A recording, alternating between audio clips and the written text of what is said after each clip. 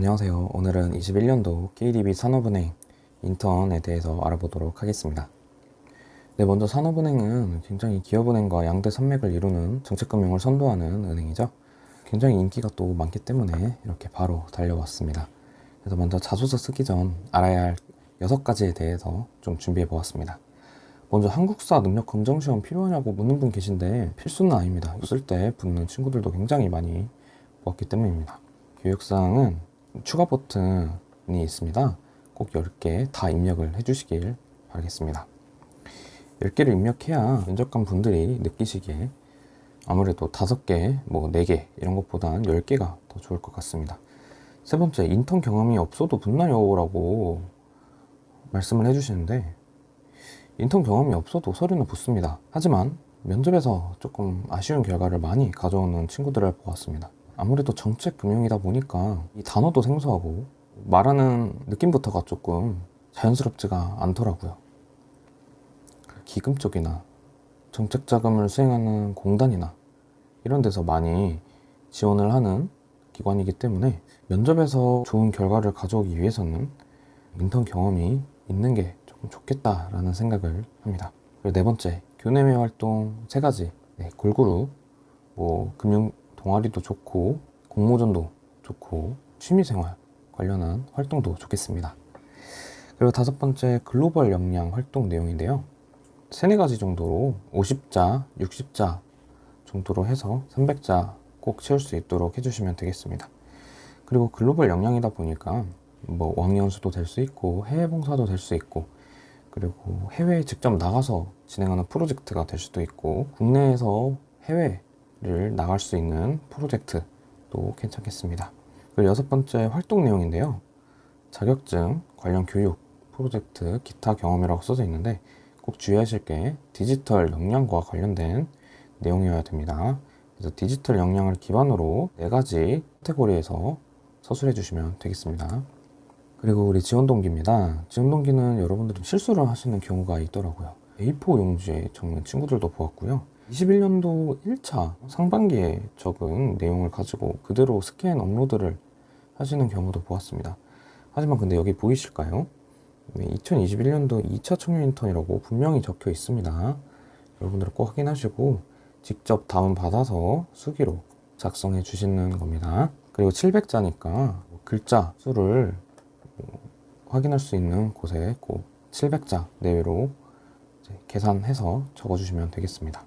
5명에서 10명 정도 사이에 산업은행에 합격했던 친구들의 데이터를 좀 가져와 보았습니다. 그 친구들이 붙었던 지원동기 구조에 대해서 제가 정리를 해보았는데요.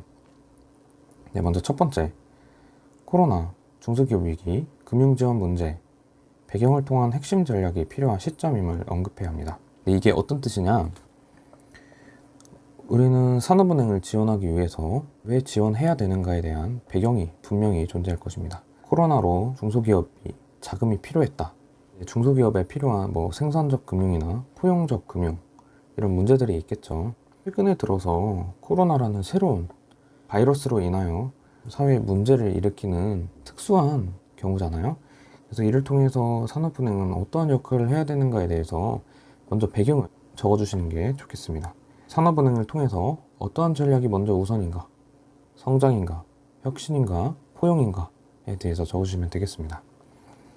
두 번째, 우리가 해온 인턴 경험이나 관련 금융활동 경험을 통해서 어떤 경험을 하였고 그리고 무슨 이유를 통해서 정책금융 중요성을 느꼈는지 적어주세요. 배경도 지원 동기가 될 수 있겠지만 내가 직접 인턴을 해오고 금융활동을 통해서 얻어낸 결실이나 이유가 더욱더 신뢰가 가는 지원 동기가 되지 않을까 싶습니다. 그리고 세 번째로 중요성을 느꼈어요. 그리고 산업은행이 진행하고 있는 사업, 프로젝트를 언급하면서 내가 지금까지 해온 경험들과 더불어 이러한 핵심 전략이 필요한 시점이고 또 내가 들어가서 직접 그 일을 해야 된다라는 의무감, 성취감, 신뢰감을 주셔야 되겠습니다. 그리고 네 번째, 산업은행 인턴을 통해서 어떠한 역량을 키우고 싶고 그리고 현장 프로젝트나 과제를 통해서 어떤 금융 서비스를 배우고 싶은지 적어주시면 되겠습니다. 정책금융이고 은행 산업이고, 그리고 또 4차 산업의 디지털 기술이 은행에 어떻게 적용되는가에 대한 그런 현장은 직접 인턴을 통해서 배워야 되는 것인 만큼 우리는 단순히 듣고 읽고 쓰고로는 알 수 없는 부분이 분명히 존재할 것입니다. 보이시죠? 문항 그대로 금융 관련 교육, 자격, 경험, 기타 활동을 적어주세요. 그리고 먼저 우리는 소제목이 굉장히 중요합니다. 소제목은 이제 위에 이렇게 4가지 동그라미 친 교육, 자격, 경험, 기타 활동을 있죠. 이 모든 것을 포함할 수 있는, 함축할 수 있는 중요한 키워드로 적어주셔야 되겠습니다. 그리고 이러한 소제목을 적었다 하면 이제 내 평소 태도, 습관 등을 적어주셔야 되겠습니다. 왜 정책금융에 관심이 갖게 되었는지 내 평소 태도, 습관, 그러니까 살짝의 지원 동기를 적어주시는 거겠죠. 그래서 이 정책금융도 정말 여러 가지 분야가 있겠죠. 그래서 그 중에서 어떠한 분야에 내가 관심이 있었고 이 분야에 대해서 어떻게 노력을 해왔는지에 대해서 관심도를 보여주시면 되겠습니다. 이제 저 같은 경우에는 관심도를 중소기업을 키워드로 하여 적었던 기억이 있습니다. 예를 들어 창업도 있겠고 스타트업 현장 실습도 있었고 나름의 인턴 경험으로 정책금융을 실천했던 경험도 적었던 것 같습니다. 그리고 세 번째, 금융권 인턴 경험, 금융 관련 대외 활동을 적어달라고 써있네요. 문제에서 보시다시피 금융 관련이니까 금융권 인턴이나 대외 활동을 적어서 소제목에 적은 키워드 있죠. 그 키워드를 내가 이런 경험을 통해서 끄집어낼 수 있었음을 보여주시면 되겠습니다. 그리고 네 번째, 교육사항이 있는데 학교 교육도 좋은데 아무래도 내용의 풍부성과 좀 신뢰성을 주기 위해서는 타 교육기관 교육도 함께 포함해서 적어주시는 게 더욱더 좋을 것 같습니다. 다음 문항 2번입니다. 지금까지 살면서 가장 큰 난관 그리고 그 상황을 어떻게 극복했는지 적어달라고 써있네요. 먼저 앞에서 말씀드렸다시피 갈등 상황 극복까지는 적는 건 모두가 똑같은 글이겠죠. 하지만 여기서 그치는 것이 아니라 이를 기반 삼아서 깨달은 바 그리고 앞으로 어떤 방식으로 헤쳐나갈 것인지를 적어주시는 게 좋겠습니다. 그리고 소제목을 창의적으로 적어주시고 어떠한 부분에서 난관이었는지 먼저 적어주세요. 예를 들어 문제를 다 적고 그리고 어떠한 갈등이 있었고 어떻게 해결했다 이러면 설득이 살짝은 부족한 자소서라고 할 수 있겠네요. 먼저 소제목을 적어주시고 어떤 난관이었는지 먼저 적어주세요. 그리고 이에 대해서 간략하게 중간 과정을 적어주시고 네, 이게 2번이 되겠죠. 그리고 이게 1번이 되겠고 그리고 3번에는 깨달은 바, 교훈을 적어오면서 내가 이걸 통해서 어떻게 삶이 바뀌었고 심화 확장을 통해서 이러한 것까지도 해봤다. 금융기관에 뭐 인턴 경험이 있다면 이런 식으로 적용을 해봤다. 아니면 앞으로 산업은행에서도 어떤 식으로 어떤 인턴이 되겠다 라는 것을 보여주시면 되겠습니다.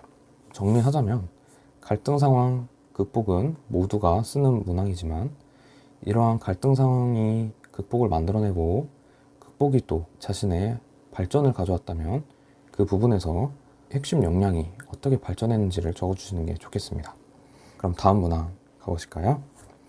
3번 KDB 웨이에서 가장 부합하는 것 한 가지 그리고 생각하는 이유 본인의 경험, 교육, 경력사항 등을 적어서 구체적으로 기술해 주세요 라고 적혀 있네요.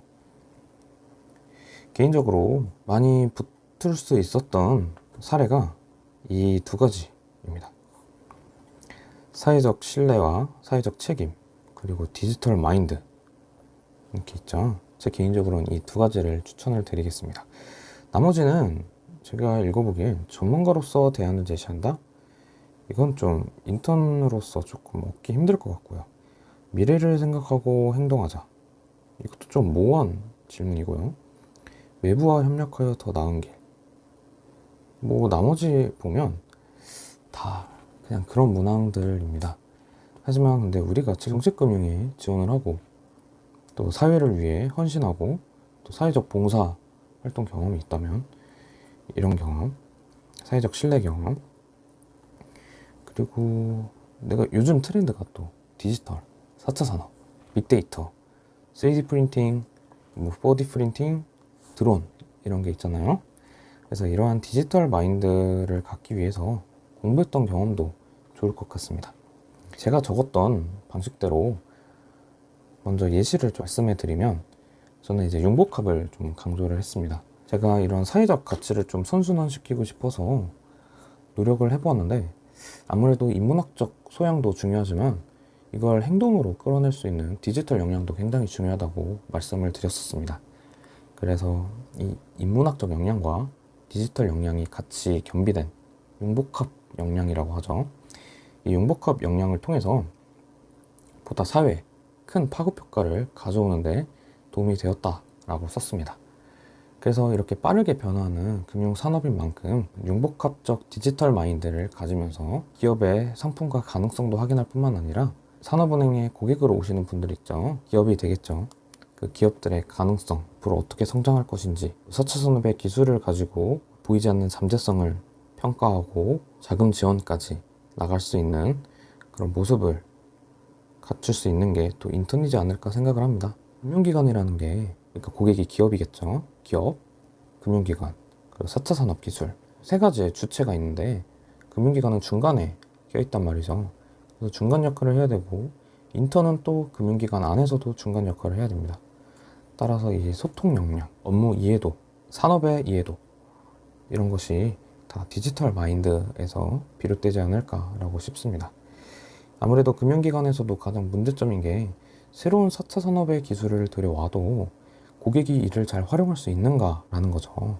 아무리 좋은 기술이어도 그들이 이해하지 못하고 사용하지 못하는 것은 그냥 한 가지 절차가 더 늘어난 것 뿐이에요. 기존의 것을 활용하는 것이 모든 사람들에게는 또 그게 익숙하니까 좋은 걸 거예요.